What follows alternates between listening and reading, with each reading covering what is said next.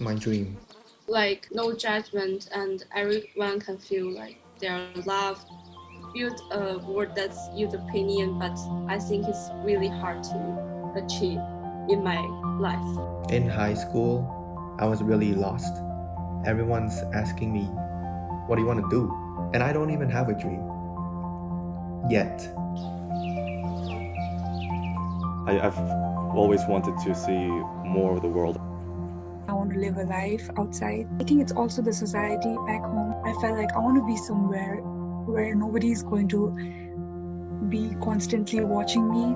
Maybe if this place make me calm down and not to worry about your family, maybe to push you to find a boyfriend and to get married. I've born into a family where there's a legacy of dance, music, a lot of tradition and culture. I used to be the top student in my school, but to keep that position, I think it's really hard. I think I'd rather be somewhere alone, build expectations for myself and try to live up to them. I should find something more meaningful. I should start learning how to dance for myself. What's life like in Australia? I'm starting a new life, because I'm not in Cambodia, where everyone knows who I am, this shy, quiet kid. A little nervous. I need to fix everything in my life just by myself. Top 10 universities in Australia, 10 places you must visit in Melbourne. For the past 5 years, I've just been stuck in Bali. Everyone's always telling me, I live in Bali and that's so lucky. It's like paradise. I'm not making enough money to sustain myself beyond my basic living. I'm not here on holiday. I've been just kind of working while I try to get to college. I was working with my mother in one place, and then there was this agency that says students to Australia. They start talking about Australia and everything, about the culture, and then I was starting to imagine about kangaroos and everything. RMIT, Melbourne, I saw the pictures, I fall in love. Melbourne, I think, is a multicultural city.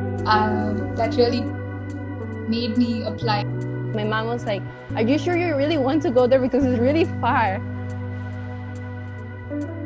My mom's like, how are you going to survive in Australia? What are you learning? Nothing. So every time my mom's like, put your clothes on, I'm not going to do it for you. And every time my dad's like, can you make a cup of tea? I'm like, I'm not going to be here anytime soon. You have to do it yourself. So when I got in, I was very happy. My whole family was happy. And then the pandemic happened. That's when I lost my job. That's when I lost my girlfriend. She had to be repatriated. That's when I realized, I might not even be able to attend RMIT. I was so distraught about it. Okay, I don't think I'm going to be going this semester. I just hope I can go in second semester. I really want to come there. I came here for 2 months and then I've been in this room for I don't know how long. Personally, don't really like to go out, so it's just fantastic for me, the lockdown. I wake up every day and I open my laptop. It's online, everything Australia, my university, all the people who are in Melbourne. Close my laptop, okay, come back to India. Switch it off and switch it on back again.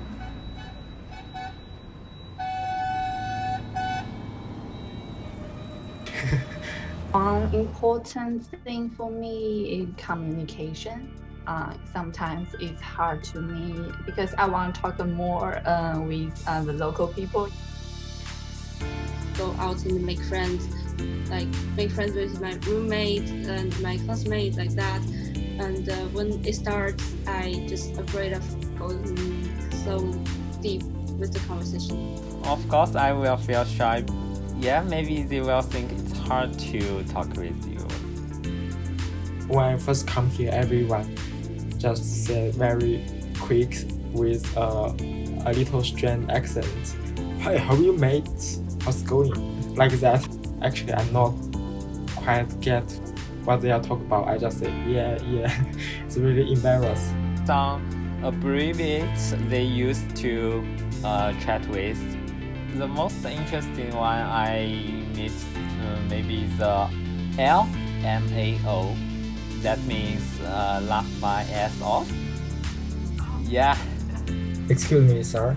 Do you know where is the nearest subway? And he just points to the subway shop, the sandwich.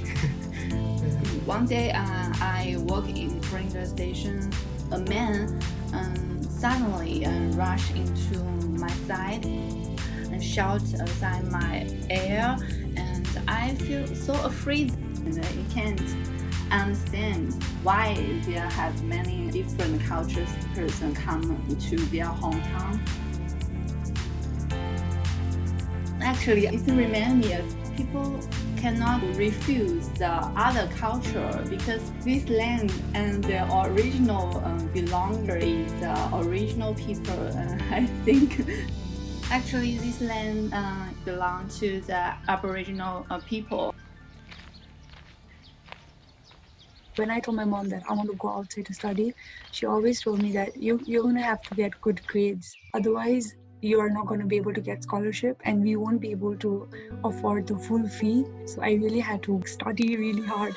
To study well is not only my expectation, but also my family's. This is just my goal. Have high distinction in university.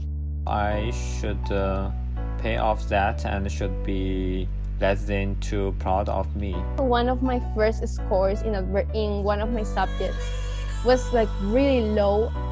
I keep thinking, I'm like, okay, so at least I'm living like the dream life of everyone. So I should at least have good scores. That's a pressure I give myself. My mother, she's like, I don't care about the scores, I just care about your happiness. She always tells me, you want to stay in the same situation as before? I think also there was a time I'm really depressed in my high school. I fear the thoughts of people about me. Even if I knew the answer, I would be so shy to speak up. I would refuse to speak up. When I finish class every day, I just stay in my dormitory without the light. Sometimes I didn't go to eat something and sit on the bed, listen to MP3. Yeah, it's all in my head. It's all in here. So I'm like fighting with myself. But how can I start conversation? Like, why am I not like the other people who are so comfortable expressing themselves? but the girl sat next to you probably not interested in you. Hey, you should make a joke. People will be like, what are you doing?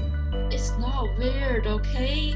Like, just say hello, but like, you got nothing to say. I would look at them blankly for like 10 seconds. Okay, what do I say now? You just sit there and see everyone around you are talking to their friends. Come on, just say it. No, never. Come on, don't do it. Don't do it. Just don't do it. Alright, fine.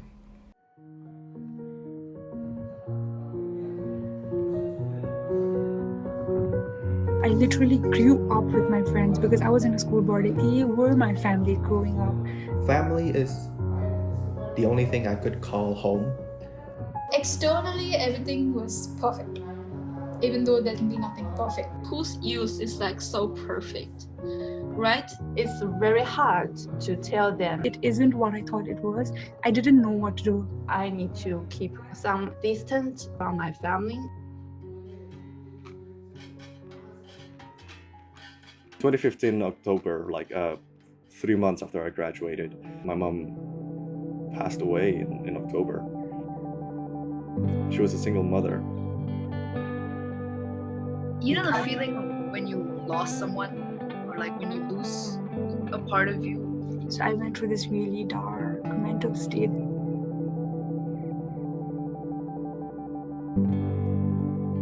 I just feel so lonely, and I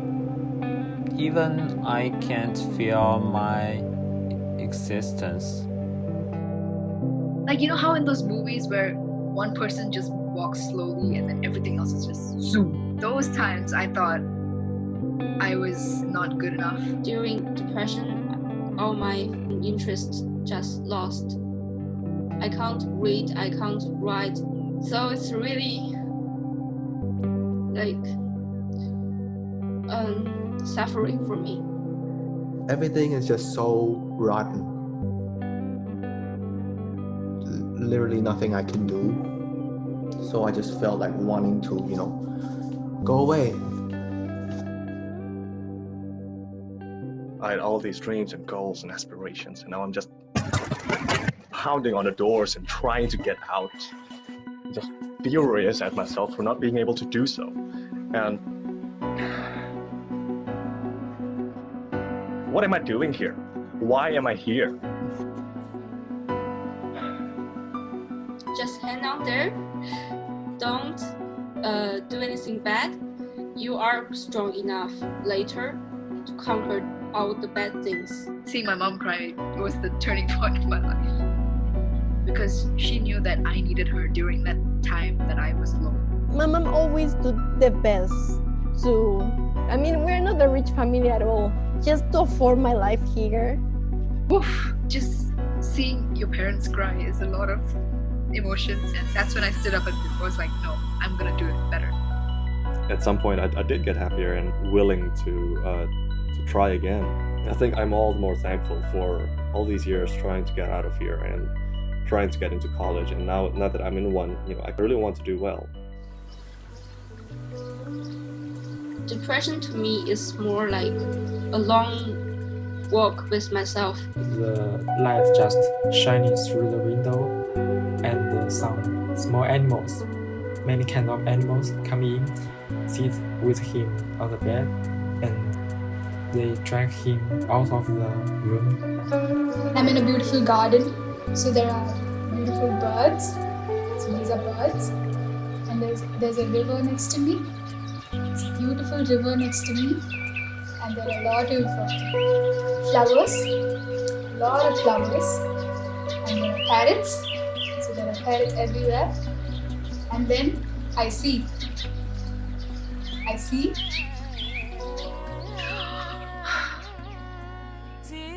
I really love her. I have so much respect, gratitude. It's just I never said it to her.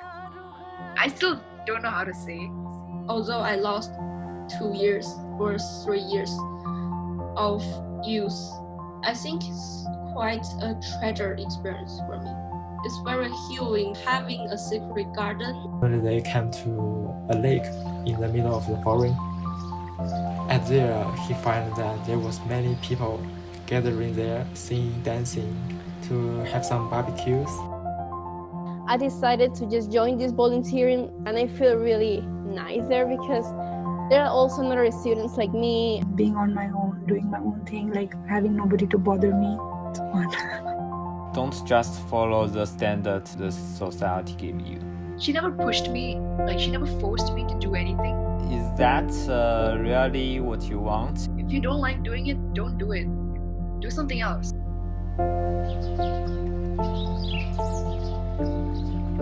I'm someone new. No one knows who I am. So I'm able to build who I am. The important thing is I don't love boys, actually I love girls.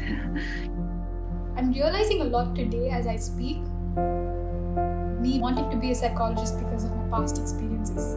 Finally, I choose architecture, but I also want to excel in acting and performing arts. The change was really big because before I was just thinking and studying like something like business or economy and then performing arts. When I was young, I dreamed to have an island. Now I just have a future goal, find a job of design, and every day just go to work and live like a normal person. I don't need to define my future in now, actually. Life is also about your family, yourself, about a good food, go for a walk and see the beautiful sceneries.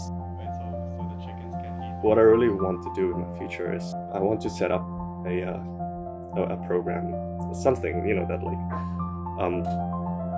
that's very helpful for people like myself who have been unable to get the help that they need,